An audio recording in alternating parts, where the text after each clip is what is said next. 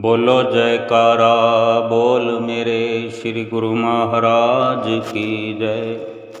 सभी गुरुमुख प्रेमियों से सप्रेम जय सच्चिदानंद।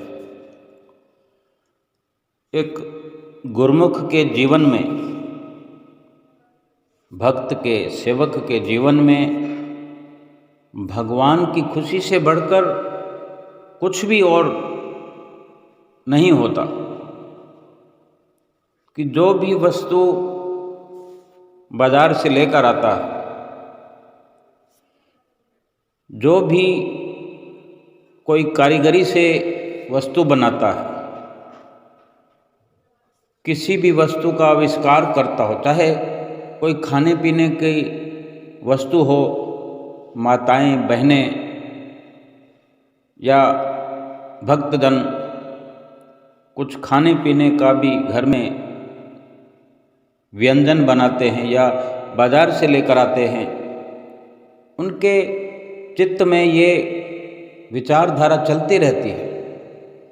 जब किसी व्यंजन को खरीदते हैं, किसी वस्त्र को खरीदते हैं, किसी और सामान को खरीदते हैं, तो उनके भीतर एक विचार उमड़ने लगता है कि मेरे प्रभु के लिए ये मैं लाया हूँ। भले वो घर वालों के लिए लाया हो, अपने लिए लाया हो, किसी और के लिए लाया हो, कुछ बनाया हो, पूरे घर के लिए बनाया जाता है, लेकिन एक विचार उस वस्तु के घर पहुँचने से पहले या किसी वस्तु का निर्माण करने से पहले एक सुंदर विचारधारा अपने अंदर उमड़ते हुए वो स्वयं देखता है कि प्रभु के दीदार के साथ, प्रभु के ख्यालों के साथ उस वस्तु का मेल करता है। अगर कोई खाने पीने की वस्तु है तो वो अपने प्रभु को भोग लगाने लग जाता है।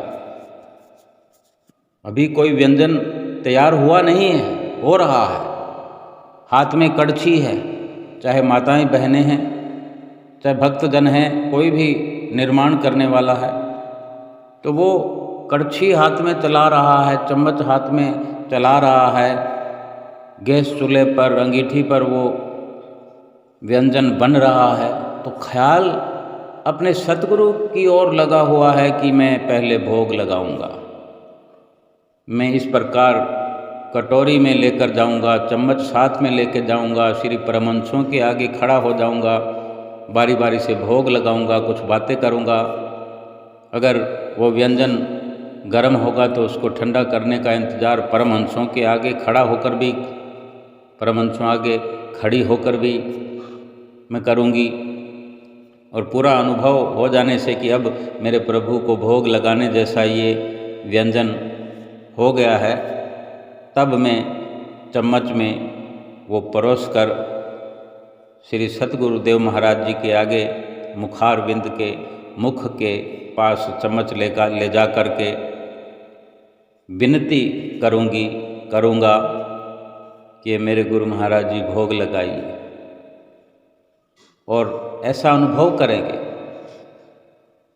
कि क्या पता कितना स्वाद लगा होगा।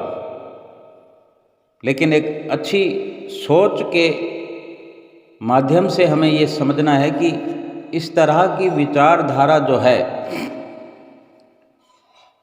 अपने प्रभु को, अपने सतगुरु को अपने साथ महसूस करना, ये कितनी बड़ी उपलब्धि है इस जीवन की।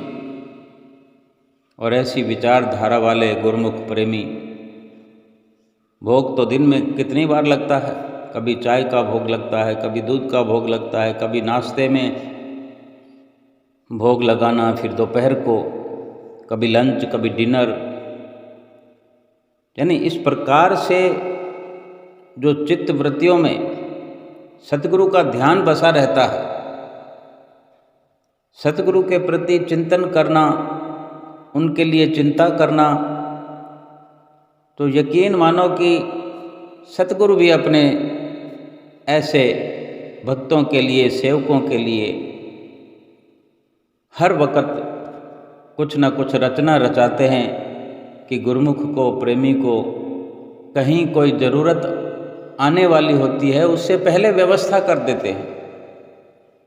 और गुरुमुख भी सदैव अपने सतगुरु के चरणों में अटल विश्वास लिए हुए कि मेरे सतगुरु अवश्य मेरे साथ हैं और उन्हें सब मालूम है, इसलिए मुझे चिंता करने की ज़रूरत नहीं है। इस प्रकार के भाव से एक सेवक का जीवन चलता है। कुछ भी वस्तु या सामान के उपलब्ध होने पर जिसको सतगुरु का ख्याल आता है, किसी को अभाव में ख्याल आता है, दुखद अवस्था में ख्याल आता है कि प्रभु मेरे पास ये नहीं है, प्रभु मुझे ये नहीं मिला, हे भगवान मुझे ये दे दो। किसी को मिल जाने पर ख्याल आता है कि प्रभु ये मैं आपके लिए, पहला हक आपका है सतगुरु, और अपने सतगुरु के समर्पण करते हैं। कोई कपड़ा लाते हैं तो सतगुरु के चरण छुआते हैं। कोई भी सामान ले आएँ, कोई सोना ले आएँ, चांदी ले आएँ, कोई और वस्त्र ले आएँ, वो सतगुरु के साथ मिलकर के उस वस्तु का, उस सामान का उद्घाटन करते हैं, मुहूर्त करते हैं। ये कितनी सुंदर जिंदगी है। और भगवान भी तो एक बहुत बड़ी उपलब्धि अपने गुरुमुख प्रेमियों को कराते हैं, यही एहसास दिलाते हैं। और समय समय पर श्री गुरु महाराज जी भी वचन फरमाते हैं कि जब गुरुमुख प्रेमी कोई ख्याल उठाता है, जैसे कि हम श्री दरबार में जाते हैं श्री दर्शनों के लिए, जितने भी गुरुमुख प्रेमी भक्त भक्तानियाँ श्री दर्शनों की तैयारी करते हैं, जब से भी जिस दिन भी ये सोचते हैं कि अब हमारी फलां तारीख को तैयारी पक्की हो गई है, ढेर सारे ख्याल उनके भीतर रोज का रोज, चाहे अभी जाने में 2 महीना बाकी पड़ा है तो भी ये शुरुआत हो जाती है, और नित्य नए विचार कि मैं इस प्रकार से श्री गुरु महाराज जी के नज़दीक पहुँचूँगी, कुछ इस प्रकार से भेंटा पूजा करेंगे, ये उपहार में लेके जाऊं, इस प्रकार से मत्था टेक पाऊं। मेरे श्री गुरु महाराज जी उस वक़्त कैसे लग रहे होंगे, कैसे मुझे आशीर्वाद दे रहे होंगे, कैसे मुस्कुरा रहे होंगे। इस प्रकार की ढेर सारी विचित्रता लिए हुए भीतर ही भीतर ऐसे विचार पनपते हैं। और इन्हीं ख्यालों में जब गुरुमुख प्रेमी खो जाते हैं तो क्या सतगुरु से कोई दूरी होती है? घर बैठे हुए वो अपने सतगुरु के पास हैं और सतगुरु उनके पास हैं। कुछ अगर भोग लगाने की तमन्ना होती है मन में, ये विचार आया कि ये भोग लगाना है, तो ऐसे भाव से ही भगवान सतगुरु कहते हैं कि इस प्रकार के संकल्प लेते ही मुझे वो भोग लग जाता है, मुझे वो वस्तु, वो उपहार मिल जाता है। जो भक्त सेवक एक अपने भीतर सच्चे भाव से जब संकल्प करता है, किसी विचार को उठाता है, यानी एक शुद्ध भाव, सच्चा भाव ही बहुत बड़े मायने रखता है। और बाकी क्या सामान की, खान पान की, किसी व्यंजन की, 56 भोग की क्या भगवान को, सतगुरु को ज़रूरत है? हमारे ज़रूरत तो हमें रहती है, सतगुरु ज़रूरत पूरी करते हैं। पर एक सेवक सतगुरु के आगे अगर कुछ उपहार लेकर जाता है तो वो यही अपने अंदर अपने भीतर विचार रखता है कि ये आप ही का दिया हुआ है, आपकी मेहरबानियों की बदौलत ही मैं इस अपने भीतर उठ रहे भाव को पूरा कर रहा हूँ केवल। और कुछ भी मैं सामर्थ्य नहीं रखता कि मैं कुछ आपके चरणों में भेंट कर सकूं, कुछ आपको भोग लगा सकूं, कुछ भी तो नहीं है मेरे पास। ये सब आपका दिया हुआ है, आपकी कृपा है। केवल ये जो भाव मेरे भीतर पनपता है, उमड़ता है, ये भी आपकी मेहरबानियों का ही सिला है कि इस प्रकार सुंदर भाव मेरे हृदय में पनपते हैं। और इन्हीं भावों को आपकी कृपा से ही मैं पूरा करते हुए आपके चरणों में पहुंचता हूं। और यही सुंदर भावों की सुंदरता एक सेवक को अपने सतगुरु के नज़दीक करती है। और इस प्रकार के अनन्य सेवक इस दुनिया में हर वक्त अपने सतगुरु की प्रसन्नता और आशीर्वाद से सराबोर रहते हैं। बेधड़क इस जीवन के अंदर, इस दुनिया के अंदर खुशहाल जीवन व्यतीत करते हैं, चाहे वो धन से संपन्न हो, चाहे वो कंगाल हो, कैसी भी स्थिति परिस्थिति हो, लेकिन सतगुरु के ख्याल में, सतगुरु के ध्यान में लवलीन कभी सेवक नहीं महसूस करता कि मैं किसी भी प्रकार से खाली हूँ। हर वक्त यही महसूस करता है कि मेरे सतगुरु का दिया मेरे पास सब कुछ है।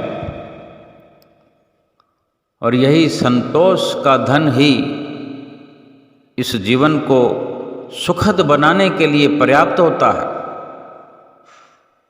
अब हम स्वयं विचार करें कि जब इतनी संपन्नता सतगुरु का ध्यान करने से, भगवान का ध्यान करने से, सतगुरु भगवान को हाजिर हजूर अपने साथ समझने मात्र से ही जीवन, ये जिंदगी खुशहाल बन जाती है, ये लोक सुखी हो जाता है, परलोक सुहेला हो जाता है। तो ये सस्ता इतना सौदा है भक्ति का, भगवान के प्रेम का, कि बिन मांगे ही जैसे मोती मिलते हों। बिन मांगे मोती मिले, मांगे न मिले भीख। रात दिन हम संसार के सामान, संसार के भौतिक सुखों की कामना करते हैं, मांगते रहते हैं, मांगते रहते हैं, फरियाद ही करते रहते हैं। कभी प्रभु को प्रभु के लिए याद नहीं करते, प्रभु को पाने के लिए प्रभु की याद नहीं करते। अपनी परेशानियों का सिलसिला रात और दिन चलाए रखते हैं। कभी संतुष्टि महसूस करने की कोशिश नहीं की। अगर हम विचार करें तो हमसे अधिक संपन्न और कोई नहीं है इस दुनिया में। दुनिया में हजारों, लाखों, करोड़ों, अरबों लोग हैं, लेकिन हम केवल अपने तक अब ये विचार सीमित करें कि मैं इतना संपन्न हूँ कि मुझे कुछ भी नहीं चाहिए, क्योंकि मेरी चाहना केवल प्रभु की है। मुझे प्रभु मिल जाए, प्रभु के बिना अधूरा हूँ। संसार के सामानों के लिए मेरा कोई अधूरापन नहीं है। मैं अगर संपन्न हो सकता हूँ तो प्रभु के साथ, प्रभु के नाम के साथ मिलकर ही संपन्न हो सकता हूँ। और इसी तरफ आगे बढ़ना चाहिए, इसी रास्ते पर चलना चाहिए, इसी रास्ते पर आगे बढ़ कर के संपन्नता हासिल करनी चाहिए, जो कि एक आम इंसान को देखा जाए संसार में सभी का सभी संसार पूरा संसार की संपदाओं से, संसार के सामानों से संपन्न होता हुआ दृष्टिगोचर हो रहा है, लेकिन कभी कोई संपन्न हुआ नहीं। संसार के सामानों को प्राप्त करके भी हर वक्त खाली का खाली रहता है, अधूरापन बना रहता है, कभी खुशहाल जीवन व्यतीत कर ही नहीं सकता। और भगवान के ध्यान में रहने वाला किसी भी प्रकार से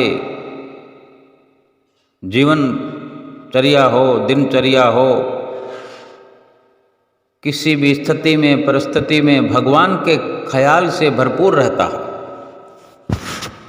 एक दृष्टांत है कि एक भगत था भगवान का, जो कपड़े सीने का काम करता था, जिसका नाम था परमेष्ठी। दर्जी था। बहुत पुरानी बात है, सैकड़ों साल पहले की बात है, और बड़ा कुरूप था, काला शरीर था जिसका, और शरीर सुंदर भी नहीं था, कुबड़ा था। शरीर से कुरूप होने पर भी वो दिल से भगवान का भक्त था। और उसकी पत्नी का नाम था बिमला। उसके एक पुत्र और 2 पुत्रियां थी। उसे स्त्री पुत्र आदि का कोई मोह नहीं था। संसार में व्यवहारिक तौर पर व्यवहार करते हुए बिना मोह के केवल भगवान के नाम में उसकी बड़ी प्रीत थी, लगन थी। कपड़े सीता रहता था, मशीन चलती रहती थी, और नाम कभी बोल कर तो कभी भीतर ही भीतर नाम का स्मरण करता रहता था। अब वो भक्त तो था ही, भक्त होने के साथ साथ पूरा काम जो उसका था, उस काम में पूरा निपुण था। सिलाई के बारीक से काम के लिए, बारीक से बारीक काम के लिए वो निपुण था, कलाकार था। हर छोटा बड़ा कार्य वो सफाई से करता था, और उसकी मशहूरी दूर दूर तक थी। बड़े बड़े अमीर आदमी, नवाब आदमी उससे कपड़े सिलवाते थे। बादशाह को भी उसी के सिले हुए वस्त्र पसंद आते थे, जिस राज्य में वो रहता था। एक बार बादशाह के सिंहासन के नीचे 2 बढ़िया गलीचे उनके पैर रखने के लिए बिछाए गए। बादशाह को वो गलीचे पसंद नहीं आ रहे थे कि गलीचों पर पैर रखने मात्र से उनको ठीक नहीं लगा, कुछ और होना चाहिए। तो उन्होंने 2 तकिए बनवाने का विचार किया। तो बड़ा कीमती मखमल मंगा कर उस पर सोने के तारों के सहारे हीरे मणिक मोती जड़वाए गए। जड़ाऊ काम इस प्रकार का बादशाह को पसंद आया, और उस दर्जी को बुलाकर बादशाह ने वो कपड़ा उन्हें दिया और उसके 2 तकिए बनाने का आदेश दिया। तो परमेष्ठी नाम का दर्जी जो था, वो रत्नों से जड़े हुए कपड़े को लेकर घर गया। घर आकर परमेष्ठी ने उस कपड़े के 2 खोड़ बनाए, दोनों में इतर सुगंधित रुई भरी, तकियों के ऊपर रत्नों के, हीरों के बने हुए फूल पत्ते जगमगाने लगे। इत्र की सुगंधी से घर भर गया। ऐसे तकिए भला दर्जी अपने घर में कैसे रखे? वो उन्हें बादशाह के यहाँ ले जाने के लिए तैयार हो गया कि अब यहाँ ज़्यादा देर क्या करना है, मैं इस कदर का, इस कीमत का इंसान नहीं हूँ कि मैं ऐसे बहुमूल्य तकियों को मैं अपने घर में ज़्यादा देर रखूँ। और ऐसा सोचते ही तकियों को उठाकर हाथ में लेकर खड़ा हुआ ही था कि उसका ध्यान जो रत्नों पर, तकिए पर लगे हुए हीरों पर नज़र टिक गई। तो उसका दिल कहता है कि कितने सुंदर ये तकिए हैं, ये क्या एक सामान्य पुरुष यानी एक केवल मात्र इंसान के लायक हैं ये इतने बहुमूल्य तकिए पैरों के नीचे रखने का किसी इंसान को अधिकार है? ये तो भगवान श्री कृष्ण अधिकारी हैं इन तकियों के। और इस प्रकार से वो हाथ में तकिए लिए हुए खड़ा है, इधर इत्र की सुगंध, इधर भगवान की याद, भगवान का ख्याल मस्तिष्क में ऐसे इत्र की खुशबू की तरह फैलने लगा। बाहर भी इत्र यानी बाहर भी सुगंध और भीतर भी सुगंध भगवान के नाम की फैलती हुई, और बाहरी सुगंध नाक में पहुंचने लगी। जैसे जैसे ये विचार और दृढ़ होने लगे, मन में एक तरह का युद्ध चलने लगा। क्या कि वो कारीगरी किस काम की जो भगवान की सेवा में न लगे। यानी इतनी सुंदर कारीगरी उसने तकियों में करी, और यही सोच रहा है कि मैं ये सुंदर कारीगरी बादशाह के लिए समर्पण करने जा रहा हूँ। ऐसी कारीगरी मेरी किस काम की जो भगवान के काम ना आ सके। ऐसी मेहनत तो मेरी भगवान के लिए होनी चाहिए, भगवान श्री कृष्ण के लिए होनी चाहिए, वासुदेव के लिए होनी चाहिए। पर मैं क्या करूं, ये तकिए तो बादशाह के हैं। बड़ी मन में विरह पैदा होने लगी, बड़ा दुख होने लगा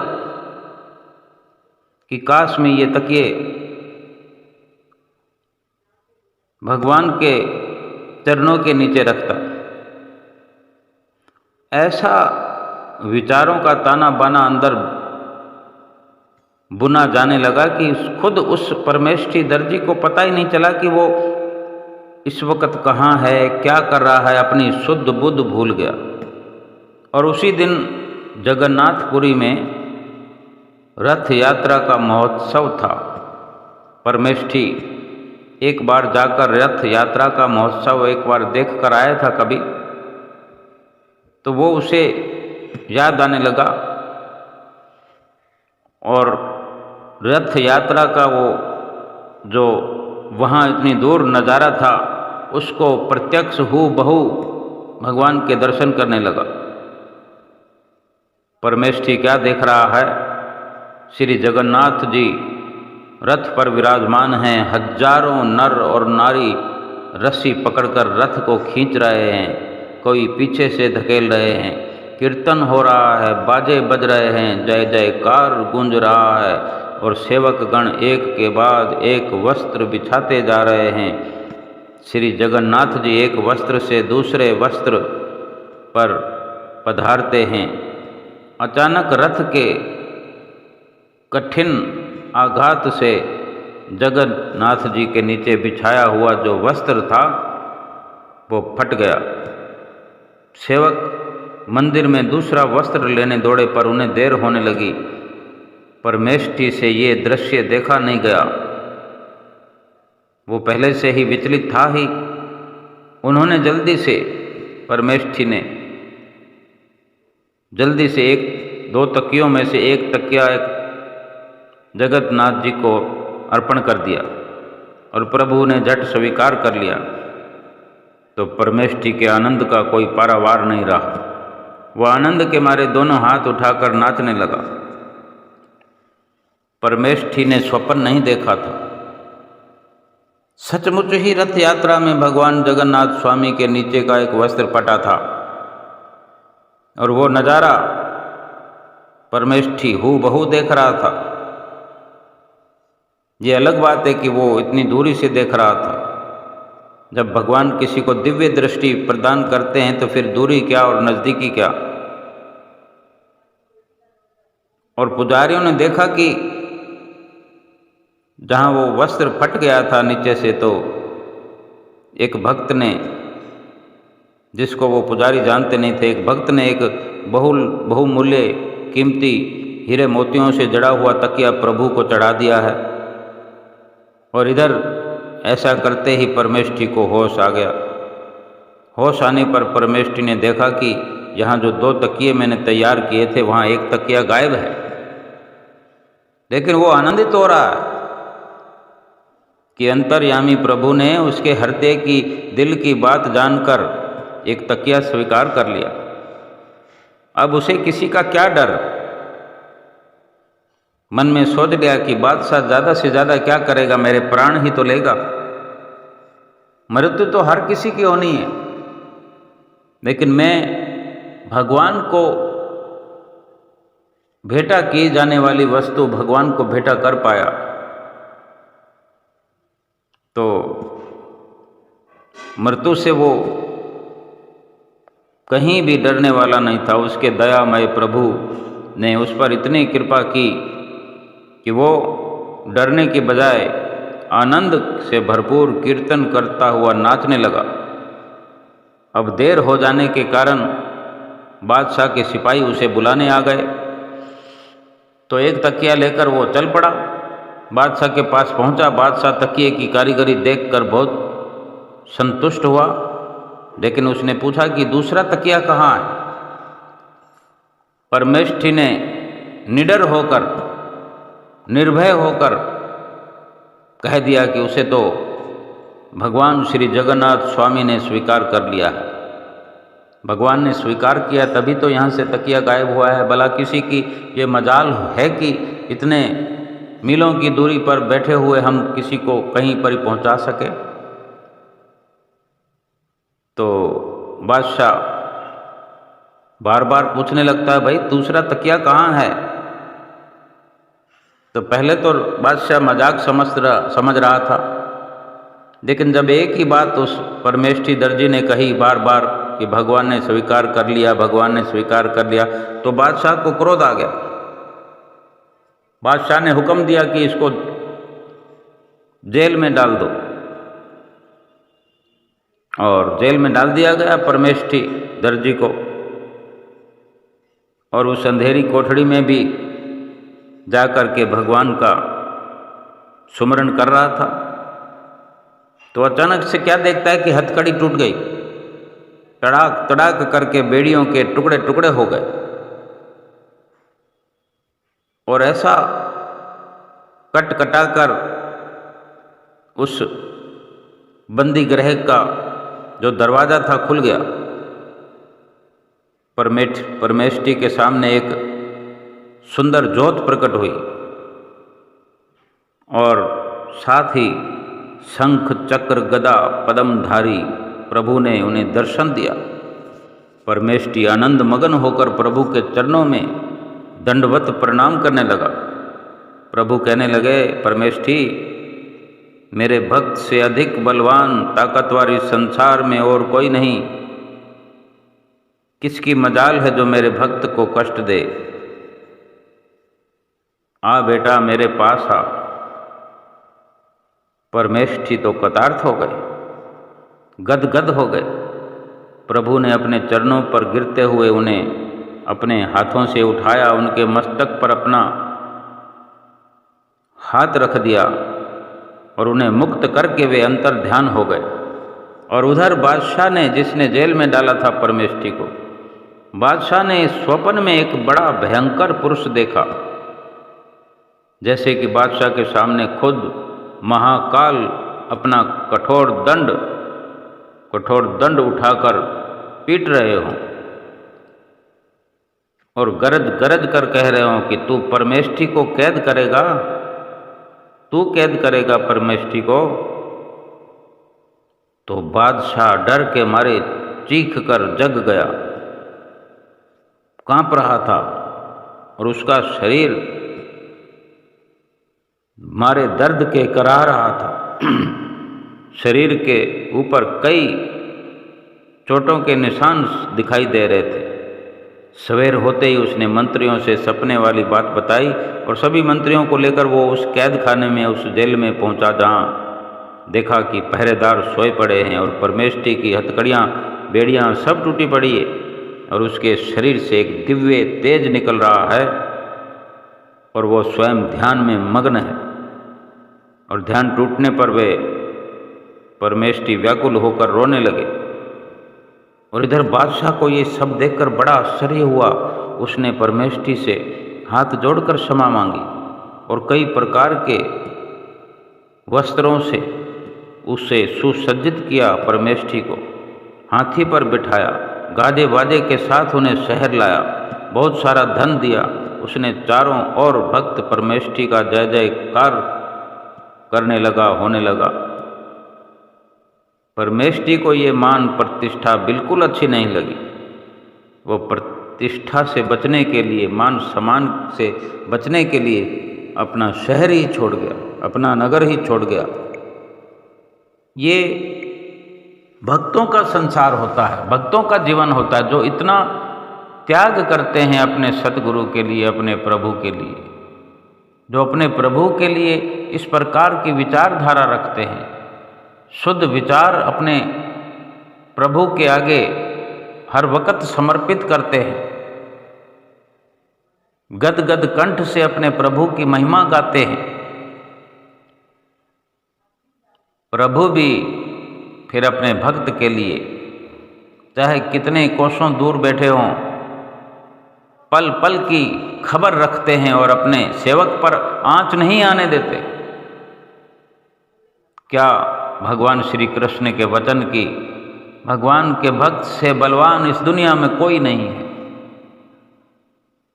अब हम भगवान के भक्त बन जाएं, सतगुरु के सच्चे सेवक बन जाएं तो भला क्या कोई हमें नुकसान हो सकता है? लेकिन हम क्या करें? हम तो माया में फंसे हुए, माया जाल में उलझे हुए रात और दिन माया में ही बरत रहे हैं, भगवान को, सतगुरु को भूले हुए हैं। लेकिन संत महापुरुष आगाह करते हैं, जतलाते हैं कि कमजोर बनकर जीवन व्यतीत करने से अच्छा है भगवान का नाम सुमरण करके, भगवान का ध्यान हर वक्त अपने चितवन में रख के, ताकतवर बन करके लम्हा लम्हा, पल पल, घड़ी घड़ी व्यतीत करें, एक एक श्वास को लेके लगाए। सुमरण करने से, भजन अभ्यास करने से, श्री गुरु महाराज जी की महिमा का गुणानुवाद गाने से कितनी ताकत से भरपूर हो जाता है सेवक। रोम रोम में सतगुरु का ध्यान बसा हुआ, रोम रोम में सतगुरु के दीदार की ज्योत जलती हुई, प्रकाशमान करती हुई अपने सेवक को, अपने प्रेमी को इस लोक में भी सुखी रखती है। और यही प्रकाश सेवक का परलोक भी सुहेला करता है। हर गुरमुख का, प्रेमी का अनन्य कर्तव्य यही होना चाहिए कि हम सतगुरु के सुंदर बनाए नियमों की पालना करें, 2 घंटे भजन अभ्यास करें, अपने जीवन को सुखपूर्वक व्यतीत करते हुए, अपने सतगुरु की प्रसन्नता प्राप्त करते हुए लोक और परलोक सुहेला करें। बोलो जयकारा बोल मेरे श्री गुरु महाराज की जय।